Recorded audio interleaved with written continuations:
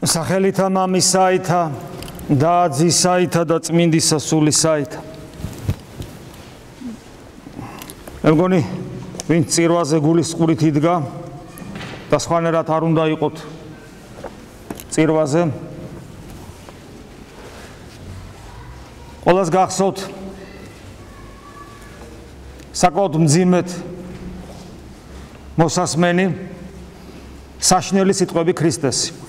ჩვენ დღეს მეტნაკლებად ყველანი მოწამლულნი ვართ ლიბერალიზმით. თვით ეკლესიის წიაღშიც არიან ადამიანები, რომლებიც იმ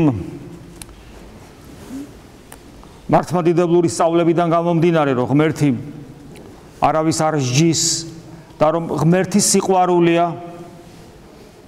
რომ ადამიანი თუ ჯოჯოხეთს იმკვიდრებს მხოლოდ და მხოლოდ საკუთარი არჩევანით და რომ შიში ღვთისა არის დაკარგვა, მისი დაკარგვის საშიშროება, ეს ყველაფერი სწორია და ეს ყველაფერი სიმართლეა და რომ ასევე ღმერთი არ არის სასტიკი მსაჯული, ესეც სწორია. რომ ადამიანი თავის თავს თავად განაყენებს ღმერთისაგან და ესეც სწორია.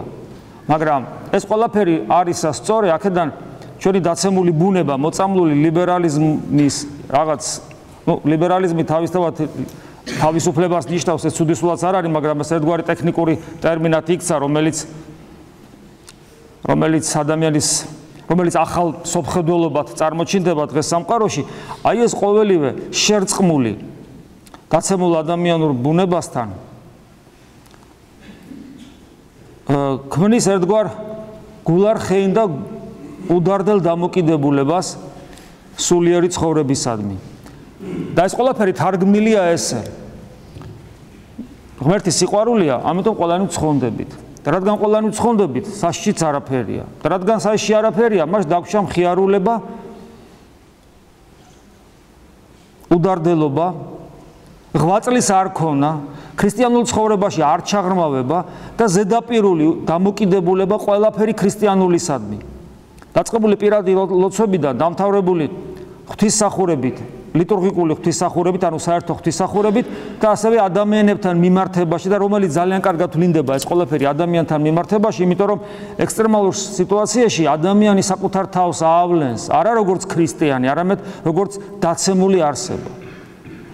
ეს ხდება იგივე მრევლის წევრებში, ერთმანეთთან ურთიერთობისას, ოჯახში, ერთმანეთთან ურთიერთობისას, როცა ოჯახის წევრები თითქოს და ყველანი არიან ეკლესიის წევრები, მაგრამ მათი დამოკიდებულება და ურთიერთობა ძალიან შორს არის ქრისტიანობისაგან. და რა თქმა უნდა, ეს ვლინდება ეკლესიის იმ წიაღში, რომელსაც იერარქიული მსახურება ჰქვია სასულიერო პირებში, მათ ურთიერთობაში ერთმანეთისადმი.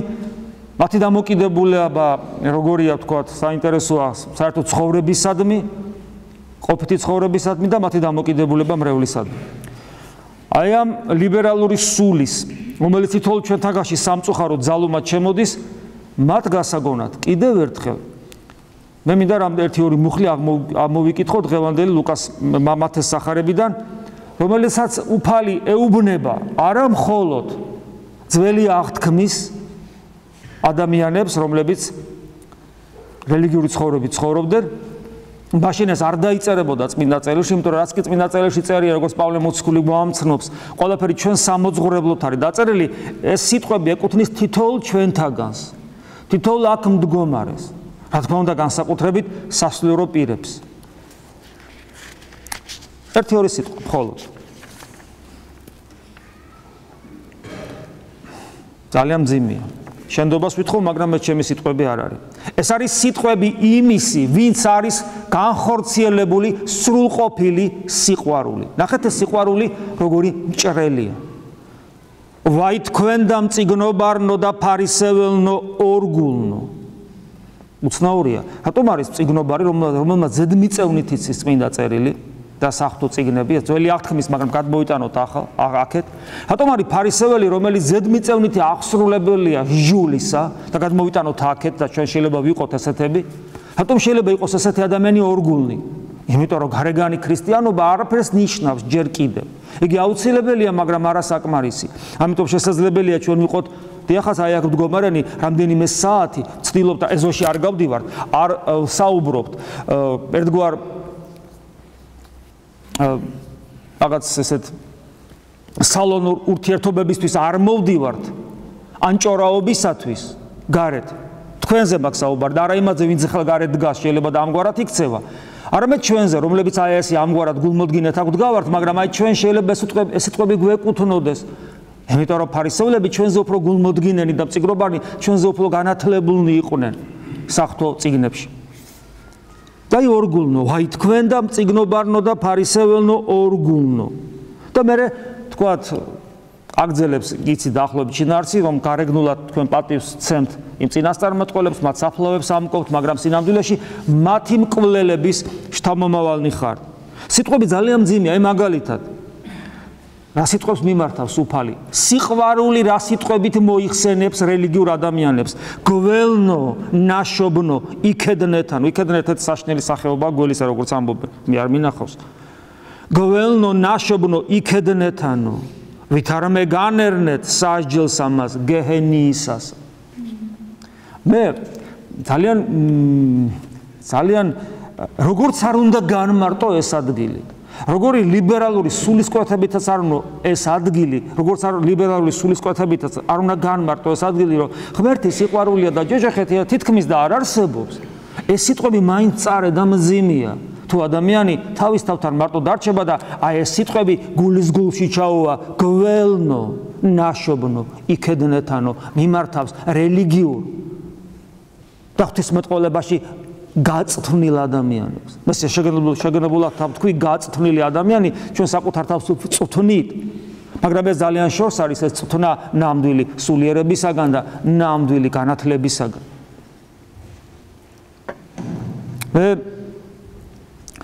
ეს სიტყვები არისა ძალიან მძიმე და მიმართული არა რელიგიური ადამიანებისადმი ბუნებრივია ჩდება კითხვა თუ რა უნდა გავაკეთოთ იმისათვის რომ ჩვენ ამ მდგომარეობაში არ აღმოვჩნდეთ და კიდევ რაც მრავალგზის გვითხოვს და ალბათ უკანასკნელ ამოსუნთქვამდე ამ თემაზე ვისაუბრებთ ის პრობლემა რაც არსებობს დღეს ეკლესიაში ასაც მე ყოველ წამს ხედავ არა მარტო საქართველოს მართლმადიდებელ ეკლესიაში არამედ სხვაგანაც ხოლო ჩვენთან ყველაზე მეტად ყველაზე მძიმედ აღვიქვავ მე ამას შეიძლება ვიღაცამ თქვას როგორ ჩვენ ყველანი ცუდები ვართ ჩვენ ხო ყველაზე კარგები ვართ ქართველები და შენ ამბობ ყველაზე ცუდები ვარ მე შეიძლება ჩემი სამშობლო რო ძალიან მიყვარს შეიძლება ჩემი ყველაზე ძალიან მეტად მტკივა ამიტომ ვარ სუბიექტური ოღონდ სუბიექტური არა იმ გაგებით რომ ჩემი ყველაზე უკეთესია არამედ სუბიექტური იმ გაგებით რომ ჩემი რაღაც ყველაზე ცუდად მეჩვენება იმიტომ რომ ყველაზე მეტად მტკივა ამიტომ მე ვამბობ რომ ჩვენთან ყველაზე ცუდი მდგომარეობა მე ვიცი რომ ძალიან ბევრი ადამიანი ამის გამო მე განმიკითხავს ამ სიტყვების გამო მაგრამ ვისაც ყური აქვს მენად ისმინოს რომ მე რა გულით ვამბობ ღმერთმა უწყის და რა სიყვარულზე დაქადნება არ არის სწორი მაგრამ მე ჩემი საცოდავი სიყვარული როგორი მაქვს საცოდავი სიყვარული ჩემი სამშობლოსადმი ესეთ ღმერთმა უწყის და თუ განმიკითხავენ ამაზეც მადლობა იმიტომ რომ ყველაფრის ღირსი ვარ მაგრამ ერთი რამე უდაოა რომ პრობლემა სახეზეა და ერთ-ერთი მთავარი პრობლემა ერთ-ერთი მთავარი მიზეზი ამ პრობლემის არის ჩვენი გარეგანი სახურებისადმი ტრფობა ტოლვა და აქედან გამომდინარე ხიბლში მყოფობა და არანაირი სურვილის არ ქონა რომ ჩაუღმავდეთ მსახურებას ჩაუღმავდეთ ლოცვას ჩაუღმავდეთ ქრისტიანულ ცხოვრებას საერთოდ ჩაუღმავდეთ ნიშნავს არ რაღაც აბსტრაქციას არამედ საკუთარ თავში ჩაღმავებას უპირველეს ყოვლისა და ნუ გვავიწყდება რომ ღმერთი ვისაც ჩვენ ბესაუბრებით და ჩვენი საუბარი ხანდახან მონოლოგიც არ არის იმიტომ რომ თავად არ გვესმის რას ვსაუბრობთ სინამდვილეში დიალოგად უნდა იქცეს ისე რელიგიური ცხოვრება მკვდარია იმიტომ რომ რელიგია ნიშნავს კავშირს ღმერთთან და თუ არ იქნა დიალოგი როგორ იქნა კავშირი პატერიკებში აღწერილია შემთხვევა მე მგონი ერთხელ გითხარით კიდევაც როგორ მიდიან წარმართები, მოგვები, ჯადოქრები, მოკლედ ეს რო გავაერთიანოთ, რომლებსაც პირდაპირ დემონებთან ესეთი კავშირი აქვთ, ცოცხალი. და ეუნებიან ქრისტიანებს. ძველი პატრიკია. თქვენ როცა ღმერთს ესაუბრებით, აი ვიღაცა რომ მოვიდეს ახლა და თქვენ ახლა რასაკეთებდით 3 საათი? ცოტა განსწავლული ადამიანი იტყვის, რომ ჩვენ ღმერთს ვესაუბრებოდით. პასუხი მიიღეთ? შეიძლება ვიღაცა ხიფში ყოფნა თქვას, რომ რა არ მივიღე. და თუ ადამიანი გონიერია და პატიოსანიც დაფიქრდება და მიხვდება, რომ პრობლემის წინაშე ვართ. და იმათაც ესე უთხრეს. და ისინი ჩვენგან განსხვავებით ძალიან ისეთი მოღვაწე მეუდაბნოი მამები იყვნენ. პასუხი გააქვთ ხოლმე ღმერთს როცა ესაუბრებით. და მათ თქვეს არა.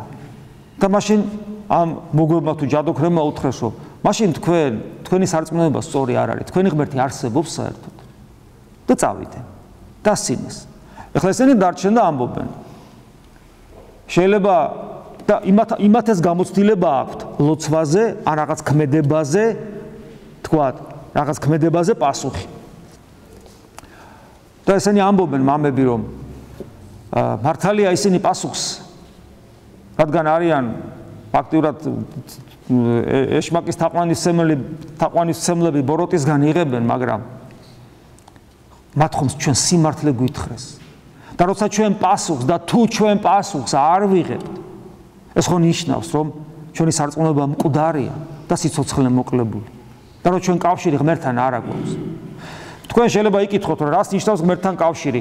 ამაზე ჩვენ ბევრი გვისაუბრია და ამაზე უამრავი ლიტერატურა არსებობს, თუ როგორ უნდა მიხვდე, როცა შენ ლოცვაზე პასუხი არის თუ არა.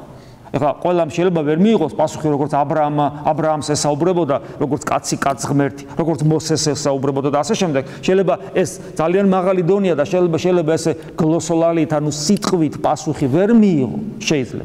მაგრამ ღმერთის პასუხი ყოველთვის საცნაურია, თუ შენ გაფაქიზებული გაქვს შინაგანი სამყარო და იცი რას ნიშნავს ეს პასუხი და თუ იცი, მერე მიხვდები მიიღე თუ არა ლოცვაზე პასუხი.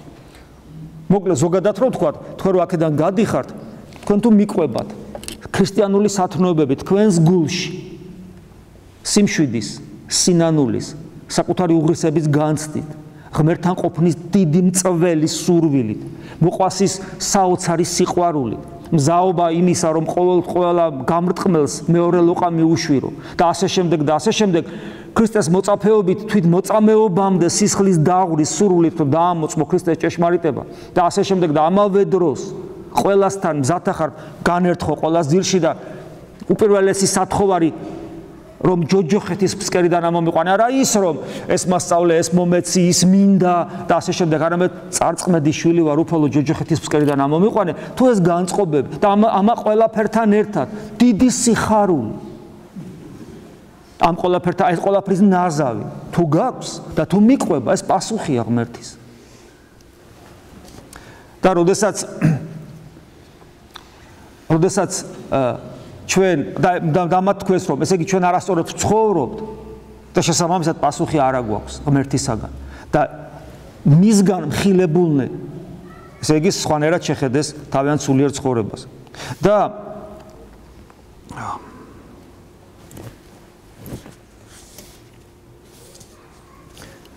დღევანდელ 60 ქულოში არის ძალიან საინტერესო სიტყვები, რომელიც ესე მთავრდება.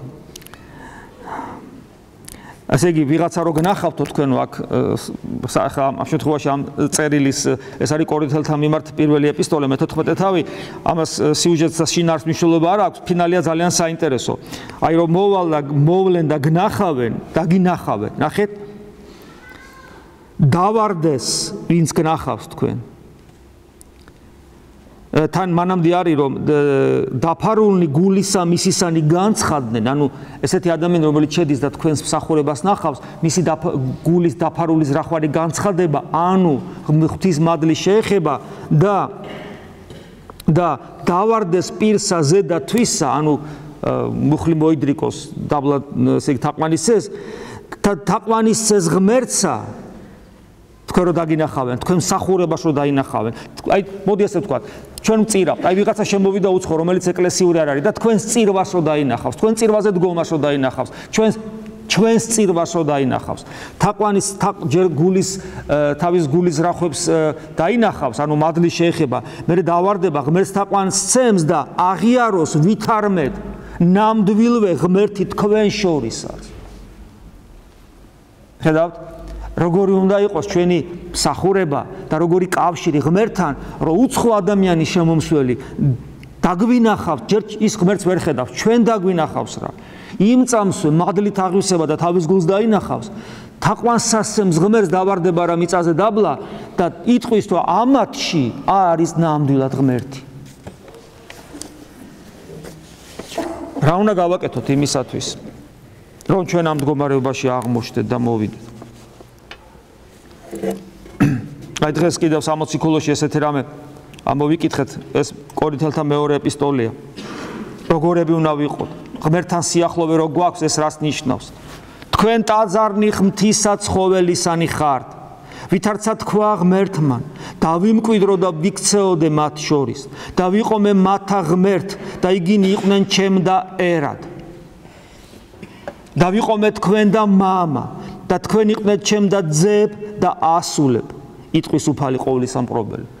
ღმერთი მამა, შენ ახარ მისი ძე, შენ ახარ მისი ასული, შენ ხარ ტაძარი ღვთისა, ბუნებრივია, ეს ამხელა რამე ხდება და შენ ვერ აგძნობ, ეს ხო აბსოლუტურად გამორიცხული. რამდენად გვაქვს ჩვენ შესაძლებლობა, რეალური შესაძლებლობა, რომ ეს სიახლოვე ჩვენ გქონდეს. საღვთისმეტყველო თვალსაზრისით არის თუ არა ამის შესაძლებლობა, იმიტომ რომ ჩვენ ქრისტიანული მოძღვრებიდან ვიცით, რომ ღმერთი არის სამყაროს მიღმიერი, ტრანსცენდენტული. ანუ შეუძლებელია მასთან რაიმე მიახლება, ურთიერთობა, მას არც ერთი სახელი ბოლომდე არ გამოთქვავს, არ წარმოაჩენს და ყველა სახელი თვით სახელი სიყვარულიც კი, თვით სახელი არსებობაც კი, თვით სახელი სინათლეც კი, თვით სახელი ყველგან ყოფით და ამ შემდეგ ეს არის მხოლოდ მისი ენერგიების სახელები, ენერგიები, რითაც ის სამყაროზე მოქმედებს. თვითონ ღმერთი მიუწვდომელია და რამდენად შესაძლებელია, რომ ჩვენ ვიყოთ ტაძარი ღვთისა, ჩვენ ვიყოთ მისი შვილები და ის იყოს ჩვენ და მამა და ჩვენ ამას გძნობდეთ, განვიცდიდეთ და გქონდეს ღმერთთან ურთიერთობათან ისეთი, რომ ამას სხვა გარეშე მყოფი ამჩნევდეს და ჩვენი გამოისობით ღმერთის დიდებას იწყებდეთ, იყავით ნათელი ამას სოფლის. და როგორც კი იხილავენ ამ თქვენს ნათელს, მათ ექნებათ სურვილი, როდესაც ციური მამა ადიდონ უფლის სიტყვები. ღვთაებრივი მე მინდა ძალიან დიდი და უდიდესი ღვთისმეტყველის წმინდა გრიგოლ პალამას სიტყვები ამოგიკითხოთ. ღვთაებრივი და მიუწვდომელი არსი, ანუ ღმერთი არის არსი, რომელიც საკუთარი თავისაგან განსხვავებულ ენერგიას არ ფლობს, შეიძლება არ არსებულად, მხოლოდ გონებაში არსებულ წარმოდგენად ჩაითვალოს. ნამდვილი არსებობისათვის საგანი საკუთარი არსისაგან განსხვავებულ ენერგიას უნდა ფლობდეს. ეს შემარცხვენელი თქვათ იგივე ლათინებისა და დასავლური ქრისტიანობისა, რომლებიც ამბობენ, რომ ენერგია ღმერთისა თავად ღმერთი არ არის. წმინდა გრიგოლ პალამა ამბობს, რომ ღმერთი არსია და ის ენერგიას აუცილებლად უნდა ფლობდეს, ისე როგორც ყველა საგანს თავისი ენერგია აქვს, თუ ღმერთს ენერგია არ ექნებოდა, რომელიც თავად ღმერთია, მაშინ ღმერთი შეიძლება არ არსებულად ჩაითვალოს. და რატომ არ არსებულად? იმიტომ რომ რასთანაც დაკავშირება არის შეუძლებელი, ის პრაქტიკულად არ არსებობს. ეს არის ძალიან მნიშვნელოვანი. ამას მეცნიერებიც ამბობენ, ეს მეცნიერული აი რა საოცარია, თანამედროვე ფიზიკოსები ზუსტად აი ამ ტერმინებით საუბრობენ. სამყაროსის ნაწილი. თეორიული გამოთვლებით, თორე თვალით ეხლა ბევრ რამესაც და ვერც ტელესკოპით ბევრ რამეს ვერ ხედავ. გამოთვლებით ამბობენ, რომ თუ შესაძლებელია ამ გამოთვლების შედეგად არსებობდეს ამ სამყაროს გარდა კიდე სხვა სამყარო, მაგრამ თუ გამოთვლები მიჩვენებს, რომ იმის აი თანამედროვე ფიზიკა ესე ამბობს, გამოთვლები მიჩვენებს, რომ ის რაღაც სამყარო შეიძლება არსებობდეს. ფიზიკურ სამყაროზეა საუბარი. მაგრამ ეს გამოთვლები მიჩვენებს, რომ ჩემი კავშირი მასთან არის პრაქტიკულად შეუძლებელი. არანაირი შესაძლებლობა არ არსებობს, არანაირი თეორიული შესაძლებლობა არ არსებობს, რომ მე მასთან კავშირი მქონდეს. მაშინ ფიზიკოსები ამბობენ, რომ ის სამყარო პრინციპში არ არსებობს. ასევეა ღმერთთან. თუ ღმერთს არ აქვს ენერგია, რომლითაც ის მე დამიკავშირდება და მე მას, მაშინ ღმერთი არ არსებობს. ეხლა ეს საღვთისმეტყველო ფილოსოფიური რაღაც ესეთი თეზისი თუ დასკვნა ჩვენთვის თეორია კი არ არის. ეს არის ძალიან მნიშვნელოვანი. მე ხა იმიტომ კი არ წაგიკითხოთ ღვთისმეტყველების ლექციას ვატარებთ. არა, ეს არის ძალიან მნიშვნელოვანი და რატო? ეს იმას ნიშნავს, რომ ათეიზმის მრავალი გამოვლენა აქვს. ის კომუნისტური ათეიზმიც არის და უამრავი გამოვლენა აქვს. ათეიზმს ახლა ამას არ ჩავუყვავდები. ათეიზმის მიზეზი ღვთის მადლისათვის, ანუ ღვთის ენერგიისათვის დახურულ გულში მდგომარეობს. გესმით მიზეზი ათეიზმისა რა არის? ანუ ეს არის გული ადამიანისა, რომელიც ღვთაებრივი ენერგიისათვის, რომელიც კავშირია ღმერთთან, ანუ მადლისათვის არის დახურული და მისთვის ესეთი გულისათვის ღმერთი არ არსებობს. ეს ისიც რას ნიშნავს ჩვენ შემთხვევაში, რომ თუ ჩვენ ქრისტიანობაში მხოლოდ თეორეტიკოსები ვიქნებით და თუ ჩვენ არასოდეს სანამ ამ სამყაროში ვცხოვრობთ, არასოდეს არ გვექნება გამოცდილება ღვთაებრივ ენერგიებთან, მადლთან ურთიერთობისა, ჩვენ ვართ ათეისტები. ჩვენი რწმენა მხოლოდ ტვინის ფუნქცია კომპიუტერში ჩაწერილი, რომ ამ ფუნქციას ასეთი ფაილი აქვს, რომ არის რაღაც მიღმიერი. და თუ იმის წესებს შეასრულებ, არაფერი არ დაგემართება. თუ არ შეასრულებ, საშიშია იმად რამე დაგემართოს. მორჩა, აი ჩვენი სარწმუნოება.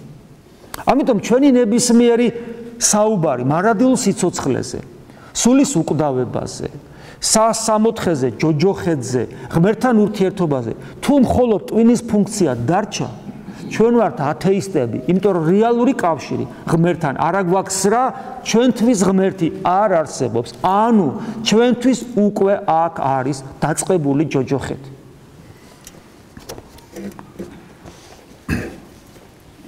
მე შემდობას ვითხოვ კიდე რაღაც საღვთისმეტყველო საკითხებით ტერმინებს მოვიშველიებ, ცოტა დაიტვირთებით, მაგრამ აი მე ეს სპეციალათაც გავაკეთე, რომ მე მინდა გითხრათ, რომ ღვთისმეტყველება არის არა განყენებული რაღაცა საგანი, რომელიც ვიღაცეებისთვის არის, რომლებიც სემინარი აკადემიაში სწავლობენ და სასულიერო პირებისათვის და ღვთისმეტყველებისათვის, არამედ თითოეული თქვენთაგანისათვის არის. იმიტომ რომ არც ერთი საღვთისმეტყველო თეზისი და ფორმულა არ არის რაღაც განყენებული ფილოსოფიური რამ, არამედ ეს არის ყველაფერი იმისათვის, რომ თქვენ შეძლოთ უფრო მეტად და მეტად გაიგოთ და შესაბამისად მე იმოქმედოთ, თუ როგორ გქონდეთ კავშირი ღმერთთან და თუ ეს კავშირი არ არის მიზეზები ამისი იცოდეთ. ანუ ეს არის თეორია, რომელიც გარეშეც თქვენი პრაქტიკა ვერ იცოცხლებს. და პრაქტიკა ამ თეორიის გარეშე იქნება მხოლოდ ხიბლის წყარო. არსებობს ესეთი ტერმინი, ჩვენი პატრიარქისაგან ხშირად გაგიგიათ ეს სიტყვა სინერგია. ეს არის ორი ენერგიის თანხვედრა. ეხლა სინერგიასთან დაკავშირებით, აი ესეც ამ თემას ეხება, თქვათ, აი ღმერთთან კავშირს. არსებობს ესეთი ღვთისმეტყველება ორ ტიპად იყოფა. ბერძნულ ტერმინს გამოვიყენებ, იმიტომ რომ შეიძლება წიგნი გადაშალოთ, წაიკითხოთ და მოგხვდეთ თვალში და იფიქრებთ ეს რა არისო. ეს არის ტერმინი ორი ტერმინი, ეს არის კატაფატური ღვთისმეტყველება და აპოფატური ღვთისმეტყველება. პირველი ნიშნავს დადებით ღვთისმეტყველებას, აპოფატური ნიშნავს უარყოფით ღვთისმეტყველებას. ეხლა მე უკვე ვიხმარ დადების და უარყოფის, რომ ამ ტერმინით არ დაგტვირთოთ. ეს დადებითი ღვთისმეტყველება არის ღმერთთან ერთობის გზა. ეს ის გზა, რომელსაც ერთი გზა. ზოგი ფიქრობს, ხანდახან შეიძლება წააწყდეთ რამეს, რომ ეს არის ორი ღვთისმეტყველება, დადებითი და უარყოფითი და სხვადასხვა ღვთისმეტყველება რას ნიშნავს? თეოლოგია, ღვთისშემეცნება. შეიძლება იფიქროს ვიღაცამ, რომ ეს ორი სხვადასხვა გზა. გზა ერთია. ერთი გზა. მე ვარ გზა, ეს ერთი გზა. ეს ერთი ზეაღმავალი კიბია. ოღონ დადებითი და უარყოფითი ღვთისმეტყველება არის ორი მიმართულება ამ ერთ და იგივე გზაზე. ეხლა ამასაც პრაქტიკული დანიშნულება აქვს, ეს არ არის თქვა ისე გასართობი თქვა ტვინის სავარჯიშო. ესე იგი, ეს ორი გზა რას გვიჩვენებს და რა მიმართულებებია? კატაფატური, ანუ დადებითი ღვთისმეტყველება. ეს არის მიმართულება ღმერთიდან ჩვენამდე. ღმერთი ეშვება თავის ენერგიებში მადლით ჩვენამდე, რომლებიც განგვიცხადებენ მას, ანუ ღმერთს, აი ამ დადებით ღვთისმეტყველებაში. და ეს რა არის? გამოცხადება. ეს არის ის ცოდნა ღმერთის შესახებ, რაც ჩვენ ვიცით, რომ ღმერთი სიყვარულია, რომ ღმერთი სიკეთეა, რომ ღმერთი ყველგან ყოფია, რომ და აღარ ჩამოვთვლით.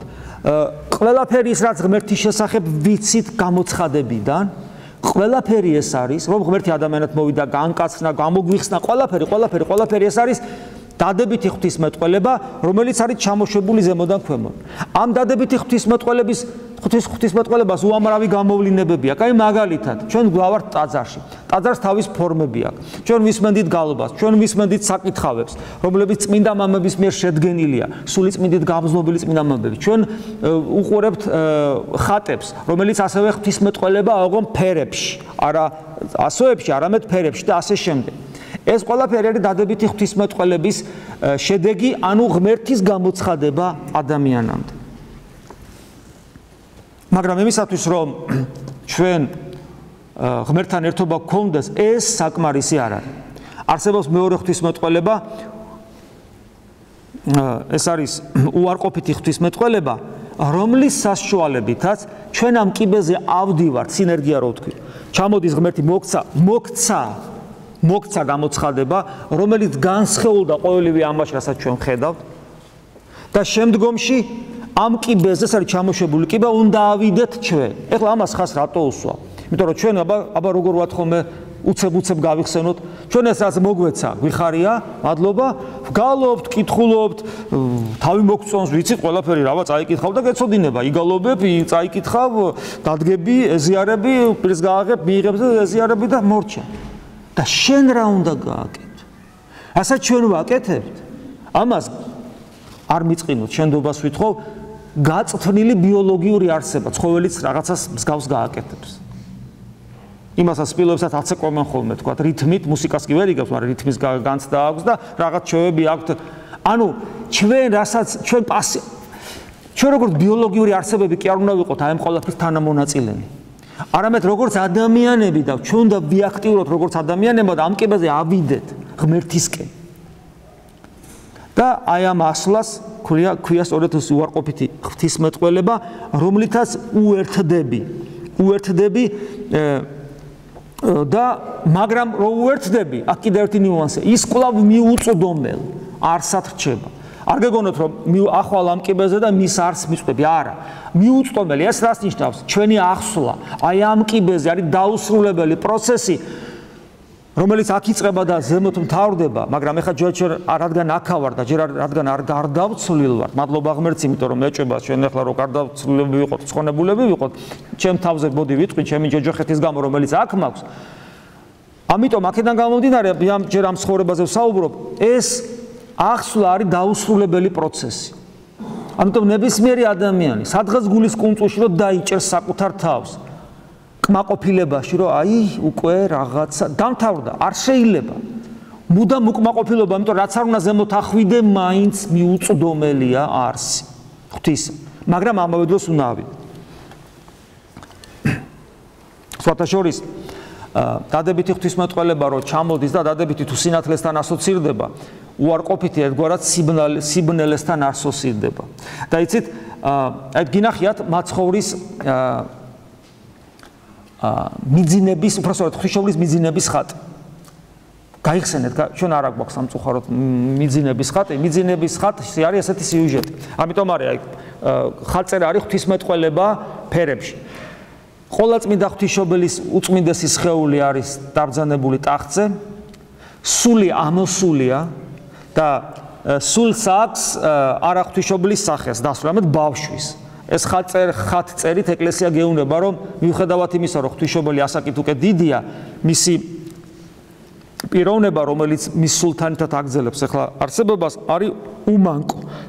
მან ჩვილის უმანკოება ამ ყველაზე გონიერმა ადამიანმა დედამიწაზე, იმიტომ რომ გონიერება ხშირად სწორედ პირველი გვართმევს ჩვენ უმანკოებას, ამ ყველაზე დიდმა გონიერმა ადამიანმა შეინარჩუნა ბავშვის ჩვილის უმანკოება და ამიტომ მისი სული როგორც ჩვილი სახოვებში ესე ამოსული და ეს ჩვილი უჭირავს თავად განკაცებულ ღმერთს, რომელიც ჩამოდის მარჯვენით მჯდომარე, ღვთის მარჯვენით მჯდომარე უფალი ჩამოდის და ღვთისმშობლის სულს ის მიირქვავს და ის აღამაღლებს.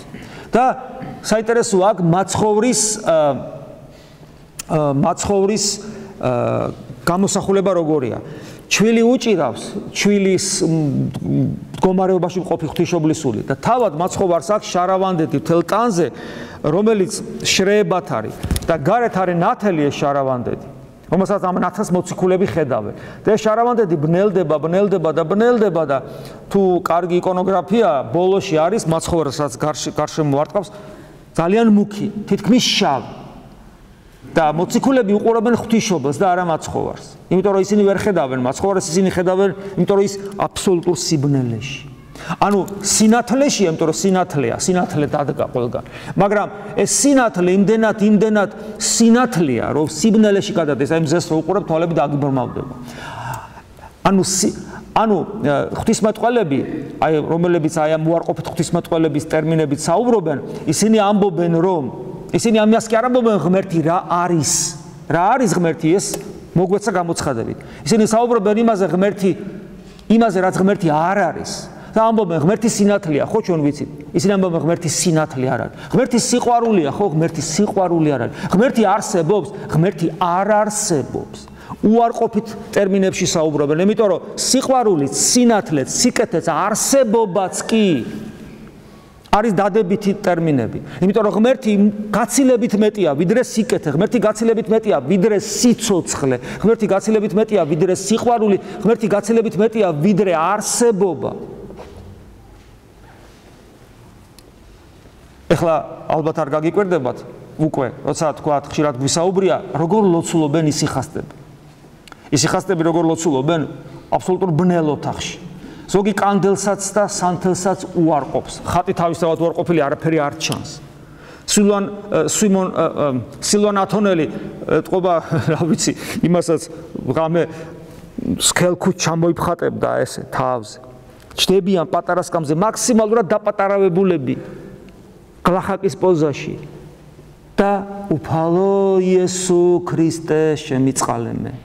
ჯერ სიტყვებით და მერე იმ მდგომარეობით, რას მდგომარეობაცაც ეს სიტყვები იწვევს, განცდით და ადიან აი ამ საფეხურებზე, გარეგნულ, სრულ, აი რაღაცა საკუთარი თავის უარყოფაში, სრულ სიბნელეში, მაგრამ ღვთაებრივი ნათლისაკენ. ამიტომაც არის ღამისთევის სახურება, ვიცით თუ არ ვიცით, ეს ღვთისმეტყველება, ღამისთევის სახურება ნავალი თქვენთაგანისათვის საყვარელი, როცა ყველაფერი ჩამქრალია და მე გეტყვით, რომ ეს კანდელებისა და სანთლების შუ კიდე ბევრია. ათონზე ვატოპედის მონასტერში ისეთი, ესე იგი, უზარმაზარი ტაძარია, ერთი ხუჯერდიდი ვიდრე ესა და იმ ხუჯერდიდ ტაძარში შეიძლება სულ 3 კანდელი, 4 რამდენიმე, პრაქტიკულად არაფერი არ აჩანს. და ესე იგი თუ არის ის სად გაუხიო, გამოუხო შეიძლება წაიქცე კიდევ სიბნელეში ლოცულობ. ზოგ შეიძლება არ მოსწონს ხოლმე ეს აპროტესტებს, მაგრამ ჩვენ კიდევ ვიმეორებ, თუ ჩვენ გვინდა თავი მოვიწონოთ და აი ყველაფერი წავიკითხეთ, ღვთისმსახურება ჩავატარეთ და რამაგრები ვართ, მაგრამ აღსასვლელები ვართ ზემოთ. იმ აბსოლუტურ სინათლეში, რომელიც სიბნელია ჩვენი უძლურებისა გამო. რატო ვერ ხედავ მზეს, როცა უყურებ დაბრმავდები, დაბნელდები, რატო? განა იმიტომ რომ მზე ნათელი არ არის, იმიტომ რომ შენი თვალია უძლური, ჩვენ ქმნილებანი უძლურნი ვართ. და იმ ღვთაებრივ სინათლეში და სიბნელეში აღსვლისათვის გარე წყინვალება ამ სამყაროში უნდა მოვიკლოთ, ესეც მარხვა. არქიმანდრიტი სოფრო სახაროვი, სილვან ათონელის მოწაფე, აბლაწმინდანად შერაცხეს გონი თუ ყოველ შემთხვევაში წმინდანად აღიარებენ, წარმოშობით რუსია ეს, ინგლისში მოღვაწეობდა, მანამდე ათონის თაზე, წაიკითხეთ მისი წიგნები, არქიმანდრიტი სოფრო სახაროვი. ის ამბობს, რომ და მე რომელიღაც წმინდა მამის სიტყვას იმეორებს, გონის იმან ღვთისმეტყველის. ის ამბობს, რომ მზის სინათლე არის უხეში მატერია.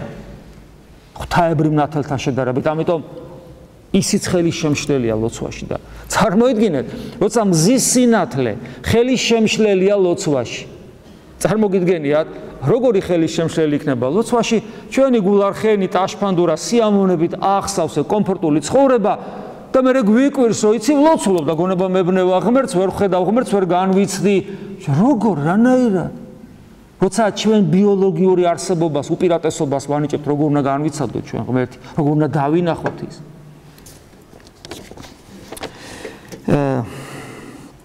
ჩვენი საკეთებელი ეს დადებითი ღვთისმეტყველება, როგორც გითხარით, უარყოფითის უარყოფითის აღმასვლის საფუძველია და აი ამ ზიაღმავალი კიბის საფეხურებია. ამ საფეხურებს დასასრული არ გააჩნია და მე ხშირად მომიყვანია რა ეს სიტყვები პავლე მოციქულისა კიდევ ერთხელ უნდა აღმოგიკითხოთ. ეს არის ფილიპელთა ეპისტოლე მესამე თავი 13-14 მუხლები. ძმანო, პავლე მოციქული გვეუბნება ჩვენ მე არღარა შემირაცხიეს თავი ჩემი წარწევდულად. ანუ მე არ მიმაჩნიაო ჩემი თავი წინ წასულად. ხალხა ხო გონია ხოლმე ჩვენ თავი წინ წასულად. რაღაცა სადღაც გულის კუნჭულში. ოღონდ ერთმანეთს არ ვეუბნებთ ახსარება ის წარვამბობ. აი პავლე მოციქული ამბობს რომ მე ჩემი თავი არ მიმაჩნია წინ წასულად. ხოლო ერთი ესე, ხოლო ეს ერთი ვისიო. უკანას მას დავივიწყებ და წინას მას მივწვდები და კრძალულებით ვსდევ, ანუ კრძალვით, სიფთხილით ვსდევ გვირგვინსა მას ზეცისა, ჩინებისა, ღვთისა ქრისტე იესოს მიერ. ქრისტე იესოს მიერ გამოჩენებულ საღვთო გვირგვინს ვსდევ, ანუ ქრისტეს. აი ეს მუდმივი სწრაფვა და აღმასვლა. და შეიძლება თქვათ აი ეს ერთგვარ ჩვენ მოწოდებად გადავაქციოთ მსგავსად იმისა რომ არც ერთი წამი ქრისტეს გარეშე ან ის მოწოდება რო იყო რომ უყუროთ სამყაროს ქრისტეს თვალებით შეიძლება კიდევ ეს დაემატოს. იმიტომ რომ ეს პრაქტიკული თვალსაზრისით ძალიან მნიშვნელოვანია ჩვენთვის. უკანას ანუ ამ სიტყვებიდან გამომდინარე უკანას ანუ ჩემს წარსულს დავივიწყებ და წინას ანუ ჩემს ქრისტეს მივწვდები. ეს უნდა იყოს ჩვენი მამოძრავებელი ყოველ წამს სულიერ თუ ყოფით ცხოვრებაში. ეხლა ამ საკეთებელისათვის ამ საქმის კეთებისათვის ასპარეზი გვაქვს თუ არა გვაქვს და გვაქვს ასპარეზი. და უპირველეს ყოვლისა ეს ასპარეზი სადაც აი ხაბურთიდან მოედანია, აბა რავაშკაცი ხარ გამოჩდი. ეს ასპარეზი არის ლიტურგიული, ევქარისტიული ერთობა. ანუ ლიტურგიული, ანუ ერთად რომ ლოცულობთ, ევქარისტია, ანუ როცა მადლიერების შეწირვას ვახდეთ ჩვენი გულებიდან იმის გამო, რომ ღმერთი მოვიდა ჩვენთან ადამიანად და თავისი სისხლი და ხორცი მოგცა. მსახურებისა ეს გარეგანი, რასაც ჩვენ უყურებდით დღეს და უყურებთ, გარეგანი რიტუალური მხარე ამავე დროს სიმბოლური მხარეა. ხო ხვდებით, ყველაფერი სიმბოლოებია, მაგალითად საკმეველი სიმბოლოა, იცით, ხო ეს არის ლოცვის სიმბოლო აღმავალი ღმერთამდე. სანთელი სხვადასხვა სიმბოლოებია და ასე შემდეგ, სახარება თავად ქრისტესი და ასე შემდეგ. ვერ ვიტყვით თლად სიმბოლოს, ვთქვათ, ხორცე და სისხლი, იმიტომ რომ ის რეალურად გარდასახული ხორცი და სისხლია. უფალზე, მაგრამ მაინც მატერიალური საშუალებებით. ანუ ჩვენ ხედავთ, რომ ლოცვა ასევე ჩვენი ბაგედან წარმოთქმული სიტყვები, რომელიც გვესმის, გულიდან ამოდის, მატერიალიზებული სახე აქვს ამას. ღმერთის სახელი, მამა, იძე და სულიწმინდა იესო ქრისტე მატერიალიზებული ეს ყველაფერი. ანუ ჩვენს გარშემო აი სიმბოლოებია სულ. მაგრამ ეს სიმბოლოები არის მაჩვენებელი არა იმისა, რომ რაღაცა სახეობრივად, მხატვრულად გვაჩვენოს. იმიტომ რომ ჩვენ გვაბრალებდნენ ხშირად, რომ რა არისო წირვა ეს არის რაღაც თეატრალიზებული წარმოდგენა საიდუმლო სერობის და ასე შემდეგ. ხა ზვალი არ აქვს ყველაფერს იტყვი, დღეს თანამედროვე ლიბერალიზმი ძალიან შორს არის წასული და უკვე პირდაპირ ქრისტე არ მოსწონთ, ძალიან არ მოსწონთ. ადრე თუ ვერ ბედავდნენ მის განკიქებას, დღეს უკვე ამასაც ბედავენ და ფაქტიურად ნიცშეს სოფხდელობით შეპყრობილები თავად ქრისტესაც უკვე ებრძვიან და განიკითხავენ, მაგრამ ყოველ შემთხვევაში აი ეს ჩვენ უნდა ვიცოდეთ, რომ აქ ეს სიმბოლო არის არა მანიშნებელი, მაჩვენებელი, მხატვრულად მაჩვენებელი კი არ არის და სახეობრივად მაჩვენებელი რეალობისა. ჩვენ ყველა ვიცით, რომ სიმბოლო არის რაღაცის მაჩვენებელი. თეატრი არსებობს, მხატვრობა არსებობს, უამრავი სიმბოლიკა არსებობს, მაგრამ სიმბოლო რეალურად ამ შემთხვევაში, ჩვენ შემთხვევაში მხატვრულად და სახეობრივად მაჩვენებელი არ არის რეალობისა, რომელიც რეალობაც არსებობს, არამედ აი ამ რეალობის, უпростоრად ღვთაებრივი რეალობის რეალურად გამომავლინებელი და მასთან დამაკავშირებელი. სიმბოლოს თვითონ ამ ტერმინის ეტიმოლოგია მე ზუსტად არ ვიცი, მაგრამ ისტორიული წარმოშობა ცნობილია, რომ სიმბოლო ეწოდებოდა, თქვათ, ან თიხის ფირფიტა იყო, ან ხის, და თქვათ ორი მეგობარი, როცა ცილდება, მაშინ ახლა მობილური არ არსებობდა, ინტერნეტი არ არსებობდა და რო წავიდოდა რომის იმპერიიდან ერთი ადამიანი მეორე ბოლოში და იქ შეიძლება სამუდამოდ აღარ ენახა და აი ამას გატეხავდნენ ერთი მეგობარი ერთ ჩაიდებდა, მეორე მეგობარი მეორეს და წავიდოდნენ. მათ შეიძლება ცხოვრებაში ერთმანეთი აღარც ენახათ, ან სიბერეში ენახათ, ან შეიძლება მათ შვილებს გადასცემოდათ ეს როგორც მეგობრების ის და შემდეგ უთუოდესმე შეხვდებოდნენ ეს მეგობრები ერთმანეს როგორ გაიგებდნენ რომ ეს იმის შვილია და ეს იმის შვილია მიადებდნენ ამ სიმბოლოს ამ ორს მიადებდნენ ერთმანეთს და თუ ისინი დაემთხვეოდა ნატეხები ესე იგი ეს სწორედ ის იყო ის მეგობრობა იყო ანუ სიმბოლო ამ შემთხვევაში და ეს იყო ამას თქვა სიმბოლო აი ამ ყველაფერს და ესე იგი სიმბოლო იყო რეალურად დამაკავშირებელი შენ წარსულთან, შენ მეგობართან, რეალურად კავშირის დამამყარებელი იყო. ასევეა ჩვენ შემთხვევაშიც. აი აქ ყველაფერი რაც ხდება. ეს არის არა კიდევ ვიმეორებ ხატრულად მაჩვენებელი, თქვათ, იმ ღვთაებრივი რეალობის, არამედ რეალურად მაჩვენებელი. და აი კი არ უნდა გავდეს ეს ყველაფერი რეალობას. არამედ ნაზიარები უნდა იყოს მასთან. აი თქვათ, ნებისმიერი ქმედება რაც აქ არის. როცა მაგალითად მღვდელი თქვათ, სახარებით შემობრძანდება, როცა მღვდელი ააკმევს მაგალითად და ასე შემდეგ, ხო? როცა გალობლები გალობენ, თქვათ, მედავითნები კითხულობენ, თქვენ გახართ, ანუ თქვენ ანგელოზებს კი არ უნდა გავდეთ, ანუ კი არ უნდა გავდეთ უბრალოდ და თქვათ, მღვდელი ამ შემთხვევაში რაღაც სახიობურად კი არ უნდა განასახიერებდეს, თქვათ, ქრისტეს და შემდეგ, არამედ ეს უნდა იყოს რეალურად ნაზიარები ღვთაებრივთან. ქრისტესთან ნაზიარები, სულიწმინდასთან ნაზიარები, ყოვლადწმინდა სამებასთან ნაზიარები, სასუფეველთან ნაზიარები უნდა იყოს ეს ყოველი. ესე იგი, ეს იმას ნიშნავს, რომ სადაც არის სიმბოლო, რომელიც ნაზიარები უნდა იყოს რეალობასთან, ეს გულისხმობს რწმენის არსებობას. აი ამ რა არის რწმენა? ის რაც ემპირიულის მიღმაა, მე რწმენა რატომ წამს, იმიტომ რომ ვერ ვხედავ. მაგრამ სიმბოლო არის გულისხმობს, ეს სიმბოლო რო არსებობს, რომელიც ნაზიარებია, ეს გულისხმობს რწმენის არსებობას.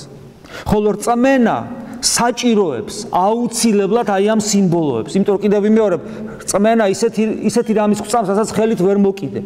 ამიტომ ეს იგი საჭიროებს რაღაც სიმბოლოებს, რომელიც მე დამაკავშირებს, რომლის საშუალებითაც მე ვეზიარები, პური და ღვინო სიმბოლოები ხდება დამაკავშირებელი ქრისტესთან და რეალურად ხდება ხორცი და სისხლი. რეალურად ხდება ეს დამაკავშირებელი. აი ყველაფერი ესეთაც უნდა ჩავთვალოთ, აქ რა თქმა უნდა არ ასეთი სიმაღლით, მაგრამ აი ასეთ ამგვარად ნაზიარებად ეს სიმბოლოები იმ რეალობასთან, რასაც ღვთაებრივი რეალობა ქვია. ამიტომ და ეს იმიტომაც რომ რწმენა ჩვენთვის არ არის რაღაც ფილოსოფიური კატეგორია, რომელიც ვიმსჯელებთ, დავკმაყოფილდები და მორჩა, არამედ იგი რწმენას მიღმიერ სამყაროსთან რეალურ კავშირს გვამყარებინებს. და ეს განხორციელება კიდევაც არის, იმ რეალური კავშირის განხორციელება აქვს ჩვენთან, სწორედაც არის ეს სიმბოლო და ოღონდ ეს სიმბოლოები როგორია? კიდევ ერთი ნიუანსია, ეს სიმბოლოა სინამდვილეში და არა რეალობა. დამაკავშირებელი ნაზიარები, ეს სიმბოლო თუ ნამდვილად სიმბოლოა და თუ არ ვიტყვილებთ თავს და თუ მაგალითად რაღაც უბრალოდ კმაყოფილდებით რელიგიური ცხოვრებიდან გამომდინარე და მორჩა, ეს სიმბოლოები კი არ დაგვიკმაყოფილებს წყურვილს ღმერთთან ერთობისას, არამედ პირიქით გაგვიძლიერებს წყურვილს ღმერთთან ერთობისას. ამიტომ არის ხშირად გეუბნებით, რომ ადამიანი, რომელიც იშვიათად ეზიარება, ადამიანს, რომელსაც არ აქვს მოთხოვნილება ზიარებისა, ადამიანს, რომელსაც არ აქვს მოთხოვნილება ლოცვისა, ადამიანს, რომელსაც არ აქვს მოთხოვნილება წმინდა წერილში ჩაღმავებისა, ადამიანს, რომელსაც არ აქვს მოთხოვნილება წირვაზე ყოფნისა და აი ამ ყველაფერში თანამონაწილეობისა, წყურვილი თუ არა აქვს ამის. მაშინ გამოდის, რომ რაც მას აქამდე ქონია, ის ყველაფერი მისთვის რეალურად არ არსებული და ტყუილი აღმოჩნდა. ამიტომ დააკვირდით თქვენს გულს, თქვენ და აღზარდოთ თქვენ თავში ისეთი არსება, რომელსაც ექნება მოთხოვნილება, მუდმივი წყურვილი, იმიტომ რომ ეს მარადისობასთან ზიარებული სიმბოლოები წყურვილს აღვიძებს სულიერ ცხოვრებაში. ეტარიყვნენ მშიერნი და მწყურვალნი სიმართლისათვის. უფალი სწორედ ამასაც გვასწავლის. კიდევ ერთი რამ მინდა გითხრათ სიტყვასთან დაკავშირებით. ეს განსაკუთრებულად გვეხება ჩვენ სასულიერო პირებს, ჩვენ ვიცით რომ ეკლესიაში საიდუმლოებები აღესრულება. ეს საიდუმლო რა არის? საიდუმლოება ეს არის ღმერთთან ერთობა, ოღონ ისეთი, რომელიც ჩვენი გონების მიერ ბოლომდე გაგებული ვერ იქნება, ანუ მიღმიერთან ზიარება სხვადასხვა საშუალებებით და ეს საიდუმლოება, რომელიც აღესრულება ღმერთთან ზიარებისათვის და ერთობისათვის, ეს საიდუმლოება კავშირი არის სიტყვასთან. ეკლესიის მოძღვრები ამას ხაზს უსვავენ. რატო უსვავთ ახლა ჩვენ ხაზს? აი მაგალითად თუ მაგალითად ღმრთელი მსახურებას ატარებს ისე რომ არაფერი არ ისმის, ან გაუგებრად მეტყველებს, ანუ ფაქტობრივად არ მეტყველებს, არამედ რაღაცას ბუბუნებს ანუ ხო არ მინდა ხა ეს დამაკნინებელი ტერმინები ვიხმარო. თუ მღვდელი აი ამგვარად მეტყველებს დამტრეული ენით, რომელიც არც ეთენას არ წარმოადგენს, იმის იმედად მე საუბრობ მორწმუნე მღვდელზე, იმის იმედად რომ საიდუმლოება ხომ მაინც აღესრულება, პარაკლისი იხდის მაგალითად, ან წირვას აღასრულებს, ან კვერექს ამბობს, ან საიდუმლოებას ამბობს, ან მოკლედ იმის იმედად რომ საიდუმლოება ხო ჩემგან დამოუკიდებლად აღესრულება და რა პრობლემაა? აქ არის ძალიან სერიოზული პრობლემა. არავითარ შემთხვევაში ეს არ შეიძლება. სიტყვა და საიდუმლოება ერთად უნდა იყოს. იმიტომ რომ საიდუმლოება სიტყვის გარეშე. საიდუმლოება სიტყვის გარეშე. მე ვერ ვიტყვი რომ ეს მაგიაა, ღმერთმა დამიფაროს. მაგრამ ეს არის გადახრა მაგიისკენ. ყველაფერი თავისთავად ხდება, ყველაფერი თავისთავად ხდება. მაგრამ სიტყვა საიდუმლოების გარეშე ეს რაღაც ფილოსოფიური კატეგორია, ფილოსოფიური ანუ აბსტრაქცია, რომელსაც რეალობასთან კავშირი არ აქვს. არც ერთი შეიძლება მეორის გარეშე და არც მეორე პირველის გარეშე. ესეც ძალიან მნიშვნელოვანია მსახურებას როცა ვსაუბრობ და რაც შეეხება თქვენს პირად ლოცვებს. ამას კათოლიციზმმა ჭირდება, იმიტომ რომ ყოველი თქვენი სიტყვა უნდა იყოს სიტყვა თქვენი სულიდან და გულიდან ამოსული. და არავითარ შემთხვევაში არ ჩალოთ რომ აი ხო ჩავარაკრაკე მე რაღაცა. აი ზიარების წინა ლოცვები. 45 წუთში თუ 40-ში ჩავეტია, მთლად კარგი. უცებ. ან წირვაზე მოვიტანე, ან იმაზე და უცებ და მე დავისვენო და მე თავს ვიტყვილებთ საფუძვლიანად. ამას არანაირი აზრი არ აქვს. ამას ჯობია საერთოდ არ წაიკითხო. ჩამოждდეს სკამზე და 5 წუთი თუნდაც თქვა რომ უფალო ნაგავი ვარ შემიწყა. ეს ჯობია ვიდრე 45 წუთი მარათონი გააკეთო და მე აი წავიკითხე. აზრი არ აქვს. იმიტომ რომ სიტყვას მხოლოდ მაშინ აქვს აზრი, როცა ის გულის და სულის ენერგია. ვთაშორის ისევ საიდუმლო ლოცვებს შევეხები, რომლებიც აღესრულება თქვენ ახლა იცით რომ ხმამაღლა ვკითხულობთ. აი სულ ვეძებ მიზეს რატომ არის რომ საიდუმლო ლოცვებს კითხულობენ ჩუმად სასულიერო პირები. და მე სატო ვკითხულობდი ჩუმად, რატომ არის ეს მავნე ტრადიცია. ხა ეს 2-4-4-ია უკვე ნებისმიერი ადამიანი, რომელიც ამ საიდუმლო ლოცვების შინაარსს გადახედავს, ნახავს რომ იქ არაფერი არ არის დასამალი აბსოლუტურად. საიდუმლოება აღესრულება, რა თქმა უნდა, და ამიტომაც ამ ლოცვებს თვითონაც საიდუმლო ლოცვები ქვია. მაგრამ არა იმიტომ რომ ეს ჩუმად საკითხავია. მისი ჩუმად კითხვის ტრადიცია, მავნე ტრადიცია. ამ ისტორიას რო გადახედავთ, გაოგონდებით არც ერთ წმინდა მამას, არც ერთ საეკლესიო დადგენილებას, რომელსაც ჩვენ ვენდობთ. ესეთი დასკვნა და განაჩენი არ გამოუტანია ამ ლოცვებისათვის, რომ ხალხს დაუმალეთო და მე თქვენს ნელ-ნელა უკვე მიაფუჩეჩებთო. არა, პირიქით, თუ რამე დადგენილებაა და თუ რამე სიტყვაა ნათქვამი, სწორედ იმ მიმართულებით რომ ეს უნდა იკითხებოდეს ხმამაღლა. და აი ეს არასწორი, მე ვიტყვი მახინჯი ტრადიცია, არის ერთ-ერთი მიზეზი იმისა, რომ მრევლი ნელ-ნელა ხდება განშორებული მსახურებიდან და გაყინული და ხდება რაღაცა სასულიერო სამღვდელო დასსა და მრევლს შორის ხდება რაღაც ბარიერის გაჩენა. და არის ესეთი პოზიცია, რომ კლერიკოსები, ანუ სასულიერო პირები, იერარქია და ერის ადამიანები. ეს დაყოფა არ არის ჯანსაღი დაყოფა. იმიტომ რომ ჩვენ ყველანი, როგორც მოციქული გვასწავლის, სამეფო და სამღვდელო დასი ვართ. ჩვენ ერთნი ვართ, კი, რა თქმა უნდა, არის იერარქია, არის სამრევლო, მაგრამ ჩვენ ერთნი ვართ. თუ რაიმე დაყოფა არსებობს ეკლესიის მრევლსა, ეკლესიის სხეულსა უпростоრეთ და გარე სამყაროს შორის. და შიგა დაყოფა არსობრივად არ არსებობს. ეს ერთი მთლიანი ორგანიზმია ქრისტესი. და როდესაც მღვდელი წირავს და ყველაზე მთავარი რაც არის იმას თავისთვის კითხულობს თქვენს გარეშე. ეს არის ძალიან მახინჯი და არასწორი ტრადიცია და თქვენ ხდებით თითქოს და მაყურებლები იმ სპექტაკლისა, რასაც ღვთისმსახურება ქვია. თქვენ თანამონაწილენი ხართ მას ინდივიდუალურ საუბრებში უგეუნებით. თქვენ ჩემთან ერთად უნდა წიროთ. და მე ვალდებული ვარ, აი იქ რო დგანან ბოლოში კუთხეებში და სკამებზე ხშირად ის ზიან ადამიანები, რომლებიც ხშირად ესე პასიურად ელოდებიან ზიარების მომენტს, რომ პირი გააღო და ეზიარო, მე მათ გასაგონად უნდა ისე და ეს მარტო ხმის ტემბრი არ არის, ეს არის გულის მდგომარეობა. ისე ვიმსახურო, რომ ისინი ჩავრთვა მსახურებაში, რომ ისინი თანამონაწილენი გახდნენ. თქვენ თუ არ იმსახურებთ ჩემთან ერთად და თქვენ გულში თუ არ შეწირავთ უსისხლო მსხვერპლს ჩემთან ერთად, მხოლოდ პირის გაღებით და სიწმინდის მიღებით ვერ ეზიარებით ღმერთს. ეს კარგად უნდა გვახსოვდეს ყველას. ამიტომ საიდუმლო ლოცვები ყველამ ერთად უნდა გავატაროთ გულში და ყველა ის ლოცვა და სიტყვა, რომელიც აქ ისმის. მე ამ თემას სხვადასხვა დროს კიდევ და კიდევ დაუბრუნდები, მაგრამ ეს საშინელი ტრადიცია, პირდაპირ ესე ვიტყვი, არის დამანგრეველი ჩვენი ერთობის. და ჩვენ ეს როგორმე უნდა აღმოფხრათ. და რაც შეეხება თვითონ საიდუმლოება კიდევ ერთი ნიუანსი. ზოგი ფიქრობს, რომ საიდუმლოება იწყება, შეიძლება პირობითად თქვა, საიდუმლოება იწყება ანაფორიდან. ვსდგეთ კეთილად, ვსდგეთ შიშით და ასე შემდეგ, მოხედავ წმინდა საამას შესაწირავსა. ზოგი ფიქრობს, რომ მართლა აქედან იწყება საიდუმლოება. ის კონცენტრირებული სახეა, გასაგებია, მაგრამ აქედან არ იწყება. საიდუმლოება იწყება ავაში, როცა იწყება მსახურება.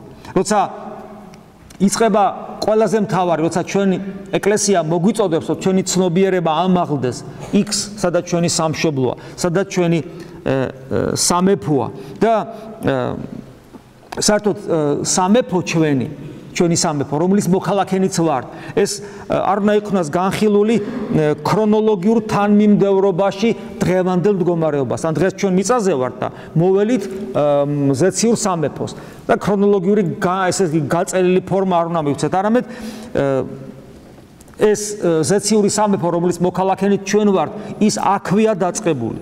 მასში შესვლა და ცხოვრება აქვე უნდა დაიწყოს, აქვე უნდა მოხდეს და აი ევქარისტიული საიდუმლოება სწორედ ამით იწყება. თუმცა ესეც პირობითია, ის წინადღესაც იწყება ჩვენი განწყობი და ამ შემდეგ, მაგრამ მსახურებას ვამბობ, როდესაც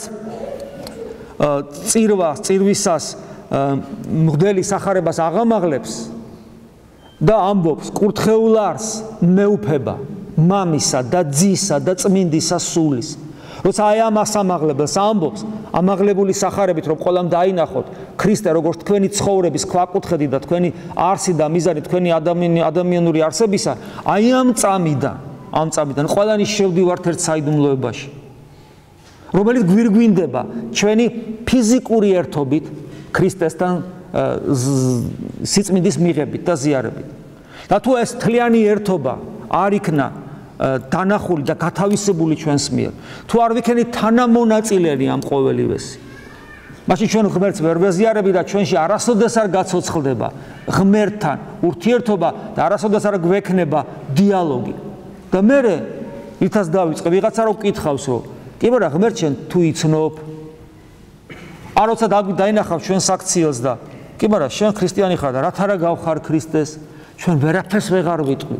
და აღმოჩნდება, რომ მთელი ჩვენი განვლილი ცხოვრება, მოგულისხმობ რელიგიურ ცხოვრებას, წყალში იქნება ჩაყრილი. იმიტომ რომ კმაყოფილდებოდით აი ამ ზედაპირული მსახურებით. წირვა იცით როგორ შეიძლება ჩავატაროთ ერთად?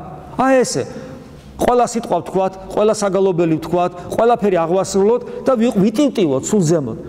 ჩქარა, ესე. აბაჰო, აი ზუსტად ამ აპატიეთ, ამ ვულგარული გამოთქმისათვის, აი ესე ამგვარად შეიძლება აი ესე ჩავატაროთ წირვა, ყველაფერი დავასრულოთ, ვეზიაროთ, მე კარგად გაუცინოთ ერთმანეთს.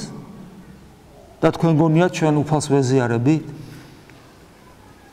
ხშირად მithქვავს ერთ-ერთი მამის გამონათქვამი ათონელი მამის წირვა როგორც უმაღლესი ისიხია ანუ წირვა როგორც უმაღლესი მყუდროება და განსვენება საკუთარ გულში ღმერთთან ერთად ჩადით საკუთარ თავში წირვისას გახდეს თქვენი სიტყვა თქვენი ლოცვის სიტყვას გულისხმობ თქვენი განცდა მძიმე ძალიან მძიმე რომ გაცილებით მძიმე ვიდრე ეს უხეში მატერია რომ ჩაიტანოს მთელი ჩვენი სამყარო ჩვენი არსება გულის გულში სადაც შევხვდებით ღმერთს იმიტომ რომ უფალმა გვითხრა გულში ეძებეთო სასუფეველი ამინ მადლი უფლისა ჩვენისა იესო ქრისტესი და სიყვარული ღმრთისა და მამისა და ზიარება სული საწმინდისა იყოს თქვენ ყოველთა თან ამინ